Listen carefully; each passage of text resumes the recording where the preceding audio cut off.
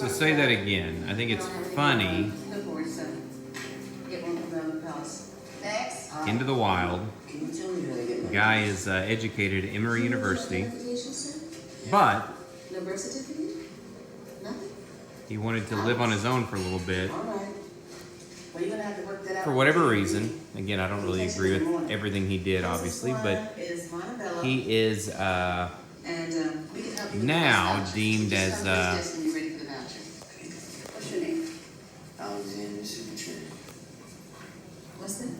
as a crazy dude, right?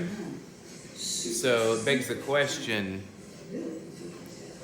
societal norms, are they necessarily right? No. Why not? You could make it a societal norm to kill people you don't like. Uh-oh. So that's... In Germany, it was a societal norm to report Jews, or in World War II Germany, it was considered normal if you found a Jew that was in hiding to go report the SS or police. So it's interesting that my nephew seems to have a better grasp on some of this than most of the people I work with. But again, just thinking out loud.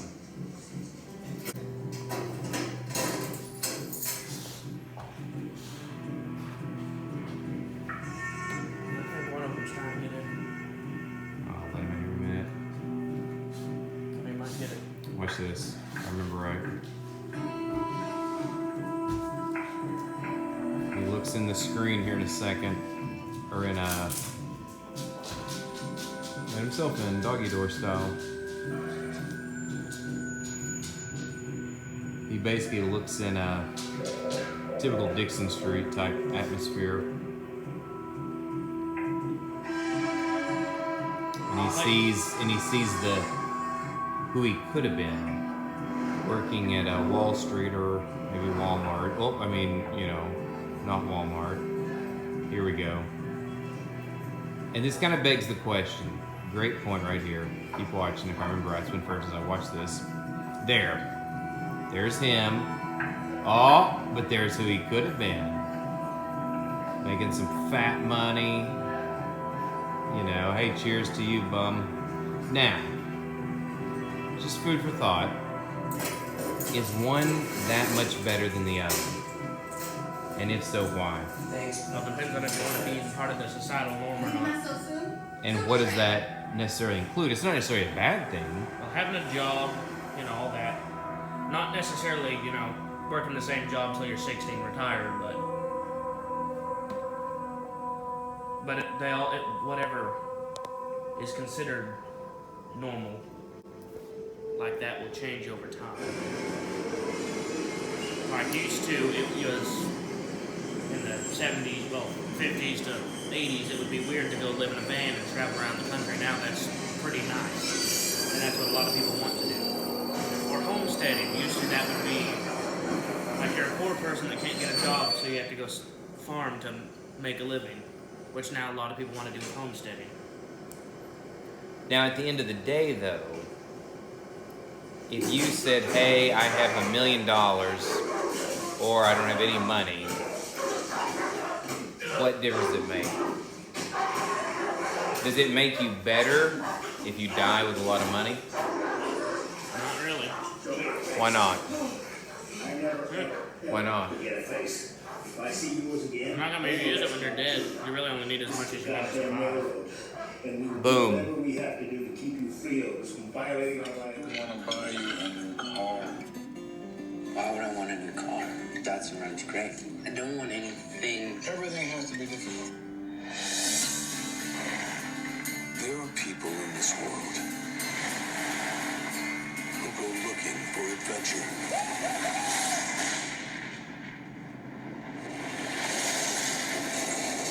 Christopher McCandless was searching for himself. So you're a leather now. A leather? Yeah, leather tramp. That's what they call the ones that hoof it. Don't you think you ought to be getting a job and making something of this life? I only got one plan. I'm going to Alaska. Alaska? Or City, Alaska? I'm gonna be all the way out there. Yes. In the wild. What are you doing when we're there? Now you're in the wild. What are you doing? You're just living, man. I read somewhere how important it is in life not necessarily to be strong, but to feel strong. To measure yourself at least once. Where are your mom and dad? Living their lives somewhere. Did you folks know where you are?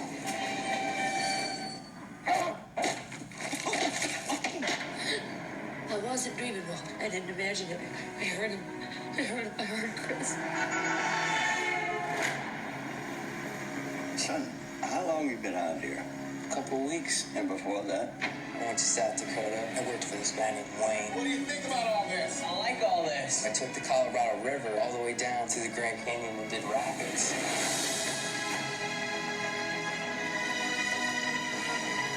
What's the N stand for? North. Your Great Alaskan Adventure.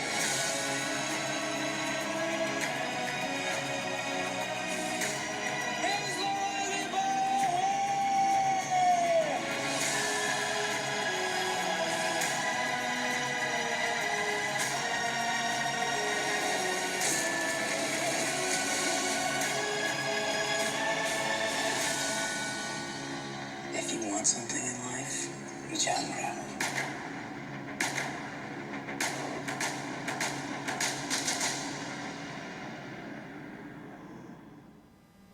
I think it worked. All right. This is James and Slick Willie. One thing we wanted to do here was kind of, we'll just call this a review of Into the Wild. We'll go into that a little bit later. But one thing that I think is a little bit original here is you've got Generation X, barely, more of a zillennial with an X, born between 77 and 83, born in 78. So I'm a very young Gen Xer. Will here, my nephew, is a Generation Z. So we're actually skipping the millennials altogether. And it's a Generation X, Generation Z conversation.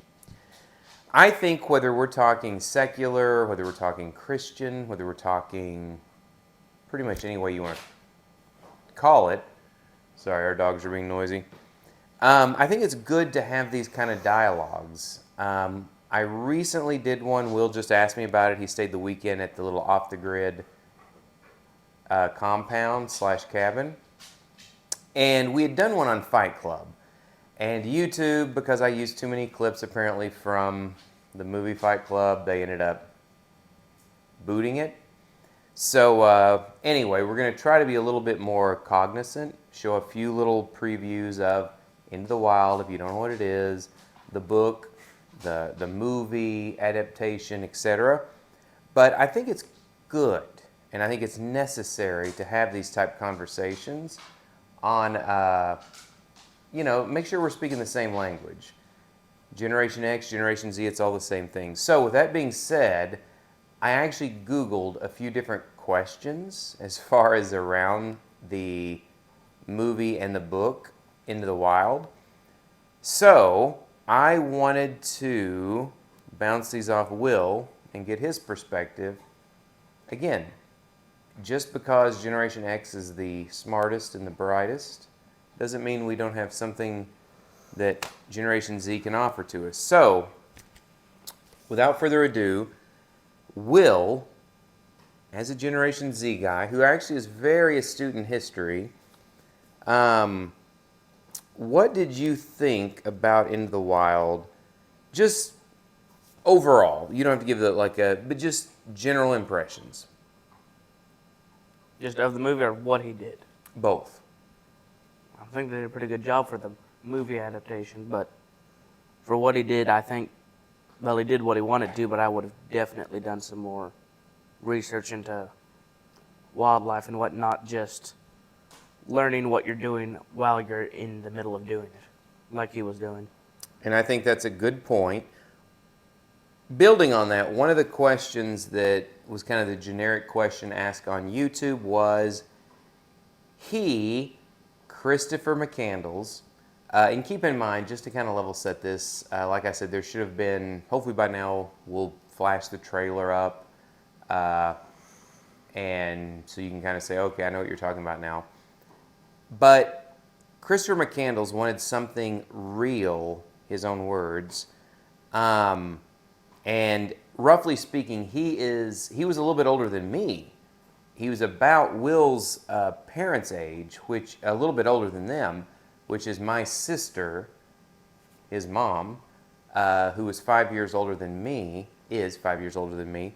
McCandless, I think, was like 8 years older than me. So with that said, we're talking, let's say late 80s, around 1990. I think he died in 92 or 93. But he said this whole consumerism, very similar to Fight Club, this rinse and repeat, work jobs we hate to buy, cover your ears, shit we don't need. He thought it was a fraud. He thought it was fraudulent.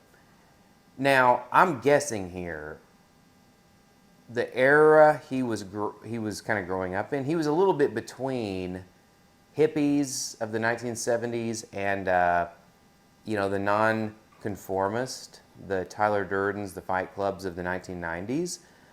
So with that being said, personally, from Generation X standpoint, and also working at the biggest company in the world for the last 20 years, I can kind of empathize with what he was saying. But he said he wanted something real. And then, Will, you made the comment that you'd go about it different. So 2 questions. He wanted something real. Will is 16. Look out. And so how would you, in a nutshell, say, hey, he wanted something different? You know what? I kind of get that. I don't know if because Will and I was talking, I'm sure his mom, my sister, is probably going to like, James, shut up. But I told him, I said, dude, I don't know. I mean, I got a lot of different college degrees. I don't know if really they're worth anything now looking back. But again, I've got no opinion. I think everybody's got to kind of pick their own path in that area. But with that being said, Will, he said he wanted something real. You said, I kind of like applaud him basically for what he did, but I would go about it differently. So question 1, he wanted something real. What do you think about that? Question number 2, you said you would go about that different. Explain what you mean there. But I think what he meant by he wanted something real is just everything today is made for, especially America, just consumerism. It's prepackaged with a logo and a slogan. And if you don't do that, you're either going to jail or you just don't have a way how to do anything like feeding yourself or anything. And that totally makes sense, and actually I agree 100%. So Generation X, Generation Z, completely agreeing here. But you also said that you would have done it differently. What did you mean by that, kind of? Firstly, I don't know if I'd go to Alaska because it gets really cold there. But secondly, I would have done a lot of research beforehand on different life, like plants and animals and migration patterns of what animals you can eat. More of a location on where the general area that you would have the best, where you might be able to grow, encourage some of the native stuff that you can eat to grow. But it's also not going to get so cold that you can freeze to death if you're outside for more than 30 minutes. Nope, I think that's fair. Now, from the Generation X standpoint, again, this is a little bit of a double-edged sword. I have spent, which is insane to think about, 20 years. It'll be 21 in September, and now is, what are we, like September or July 31st? So basically a month from now, I will have been at the biggest company in the world for 21 years. 30th. So 21 years, that's insane. But anyway, Christopher McCandless graduated from Emory. So much better than my University of Arkansas or what was the other degrees? The public university there in that Walmart supported in South Carolina. Anyway, long story short, Emory University, highly, highly accredited. McCandless said, I'm out. I'm done. And he said he might have came back, but then obviously he never got around to it. But part of me can say, you know what? He died in his mid-20s. He actually was able to see reality. Unfortunately, it would have been probably better if he would have seen reality and then came back, not died. But at the same time, from my perspective, let's say me making six figures, Christopher McCandless could have made a lot more than that.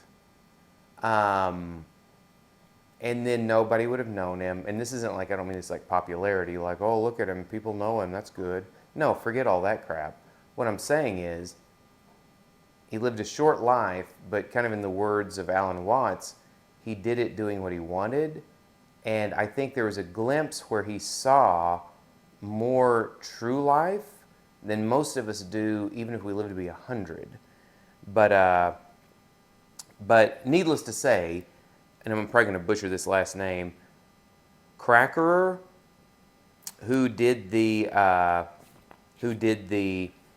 last name, or I'm sorry, who did the book on Into the Wild, commented that he thought McCandless was best represented as a pilgrim.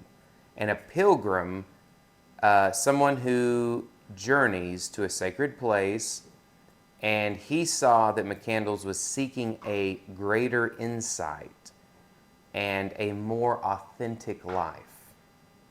I think that's fair. But Will, what do you think about, what does an authentic life mean to Generation Z and you? And how would you relate, sorry, I'm all over the map here, but authentic life, even though he died early, Christopher McCandless, Into the Wild, what would you describe as an authentic life versus a not authentic life?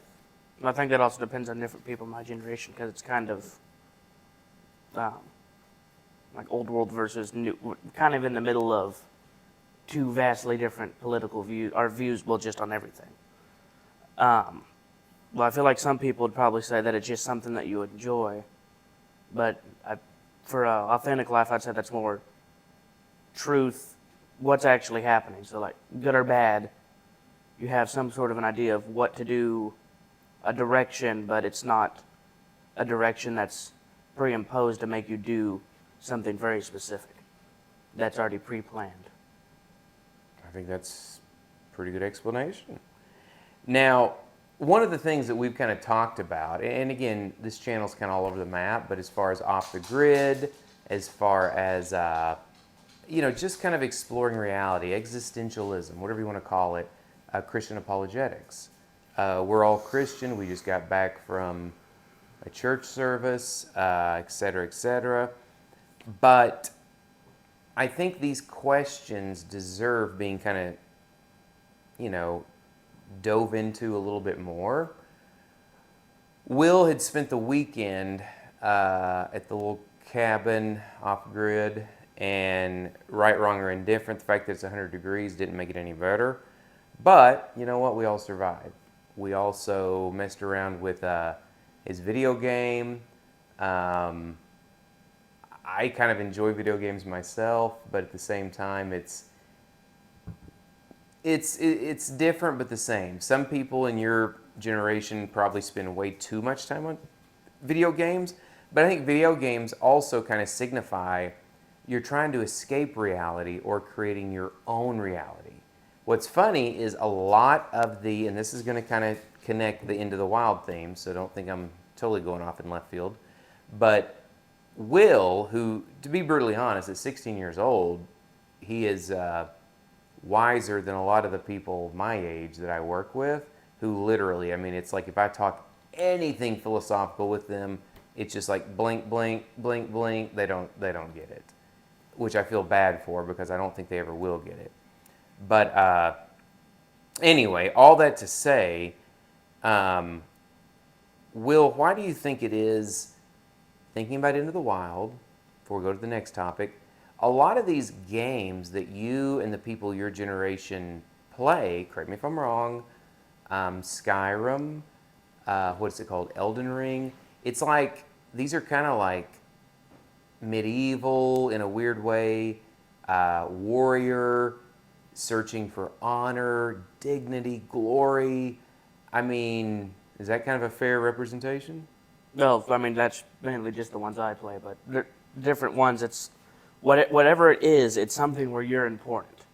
And I feel like why part of the reason is that people just want to be heard. So like, whenever you have a conversation for someone, you have a much better conversation if the person's actually listening instead of waiting for their turn to talk.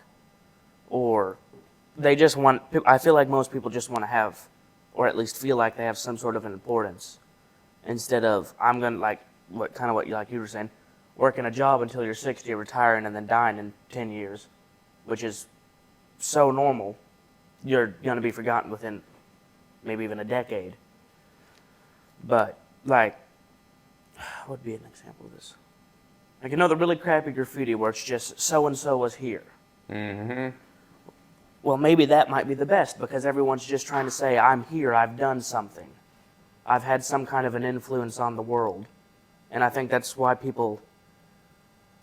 some people play like games like that, is because they want to have a larger influence than just existence.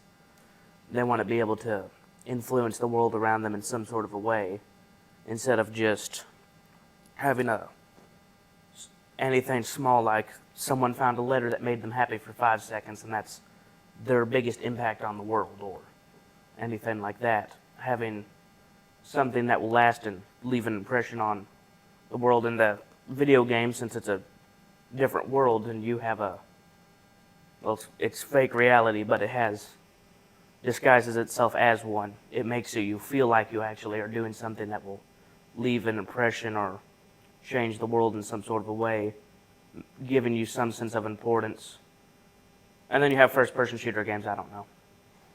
That really doesn't give you a sense of importance or changing anything. You're just shooting people. No, I think that's actually a very good description. And I think with that, again, just to kind of summarize, I think the fact that, and again, keep in mind, Will's 16. He's about to be a junior, right? Mm-hmm. So again, junior in high school, how is it that people older than him can't comprehend this? Again, I'm not sure. And I think a lot of it's just willful ignorance. But kind of tying that back in, Into the Wild. So you would say overall, you get where he was coming from. You might have not agreed with his conclusion, how it ended. I wouldn't agreed with his method. I would have definitely done some more planning. I would have not talked to my family in 2 years. I would at least send a letter with no return address just once in a blue moon, even if it just said, hey, I'm alive. Probably wouldn't have gotten rid of my identity or money or anything, just, in case of a pinch, but not. He may have done, some people say things like don't make a plan B, because if you make a plan B, you're going to put everything in plan B and not plan A. Yeah, no, that's... So that may have been, well, maybe even just subconsciously where he was coming with that. No, I think that's a pretty good analysis. So, but overall, you would say that you enjoyed it? Mm-hmm. So again, Into the Wild. Now, switching gears a little bit, there's another book called Wild at Heart. See how you keep the wild name? I've talked about that before. Again, it kind of looks from a Christian perspective at authentic masculinity, not the Andrew Tate kind of, which to me really does represent, you can just Google his name, Andrew Tate, that really does represent what most people refer to as toxic masculinity. But the sad thing is, the feminist movement, some of these groups that, no offense, they probably can't spell masculinity, let alone describe what it is. And if I'm wrong, please write in the comments why I am. I'd love to have the conversation. But no, I will be the first to admit that Andrew Tate's are the versions of toxic masculinity. But that begs the question, how did they come to be and why are they popular? Well, I think that's because true masculinity, chivalry, honor, integrity has kind of disappeared. And I think the book Wild at Heart by John Eldredge really does kind of encapsulate that. And I've done a few videos on that before. But again, what brings you alive? What makes you feel alive? Again, a battle to fight. a beauty to win. And again, the church oftentimes, unfortunately, fails at talking to men on what they basically say what you ought to be, but they don't really represent authentic masculinity, and in a lot of ways, or authentic Christianity. So I think a little bit, this sounds like a stretch, but it's not. This kind of goes back into the Tyler Durden from Fight Club video we did before. We talked about, unfortunately, it didn't get uploaded because YouTube blocked it. But I think Tyler Durden kind of represents that. Again, if you haven't seen the movie Fight Club, maybe we'll do another video later. But it kind of represents that authentic masculinity. Forget the consumerism. Forget all the BS. Forget the poser or the fake masculinity. This is true reality. And honestly, in a lot of ways, it's biblical masculinity.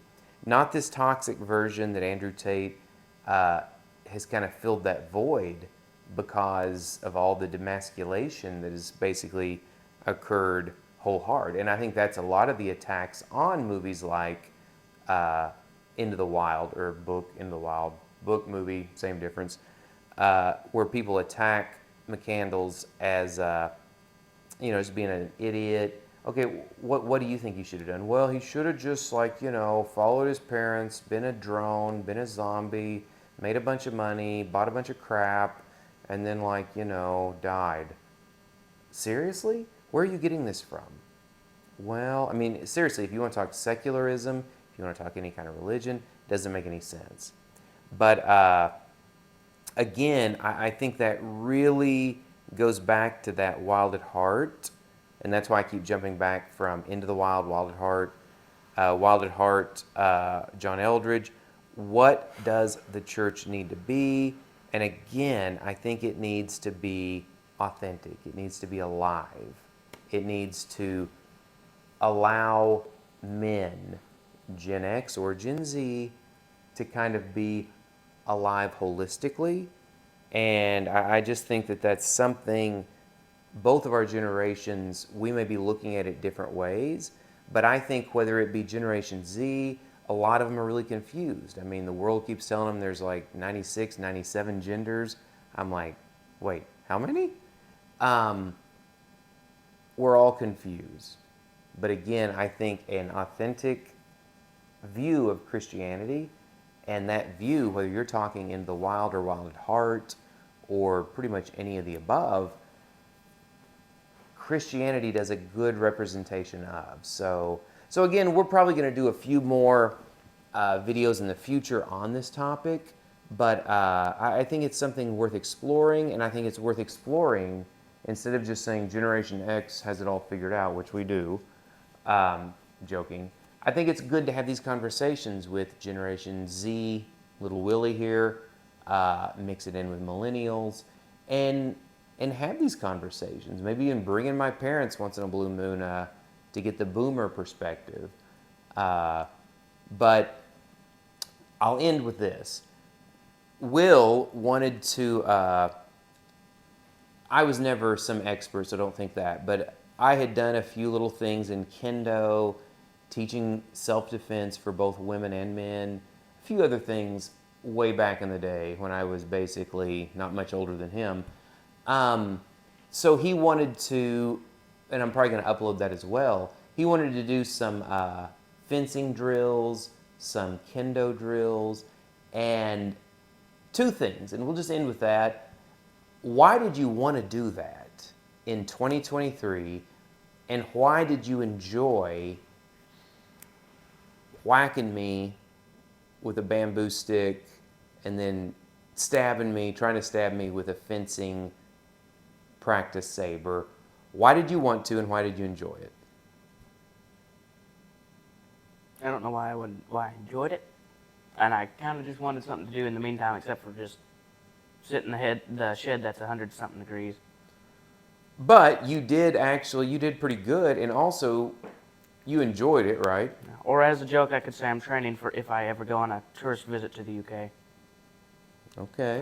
That's not really it, but bad joke. But and also him, me, and another friend Robert, You also shot a cover your eyes or your ears a gun, and you actually enjoyed that also, right? Mm-hmm. Why? I don't know. I have one. I never get to go shoot it. Are you violent? Are you wanting to hurt people? Why not? He's joking, hopefully. Point being is something about, I'm sorry, there is a difference between, like Jordan Peterson says, men and women. We're geared differently. That's not right. That's not wrong. That's just a fact. And what does Ben Shapiro say? Facts don't care about your feelings. It's pretty much true. 2 + 2 is 4, whether that hurts your feelings or not. With that being said, I think there's something in that element, and I've hit about that on some of those videos on the Knights Templar, on fraternity, on sorority, on authentic Christianity. And again, yes, I am rambling a little bit, but I still think the rambling is necessary to kind of connect Generation X, Generation Z, Millennial. We're still in the same realm of existence.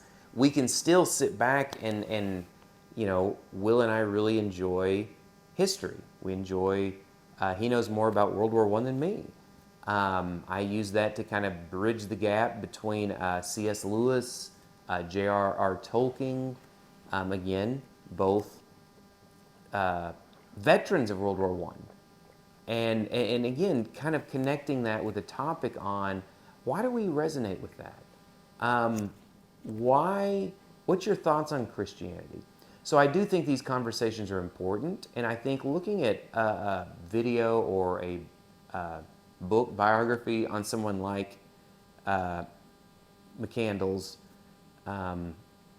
Into the Wild, is important. And I think that this notion of presentism, that somehow our present Western, Midwest, 2023 society in the United States has it all figured out, that's BS. That's considered what we call a logical fallacy, and it's demonstrably false. There's no reason to think that, fill in the blank, the Mongolians in the 12th century were any less wise than us Westerners are in 2023.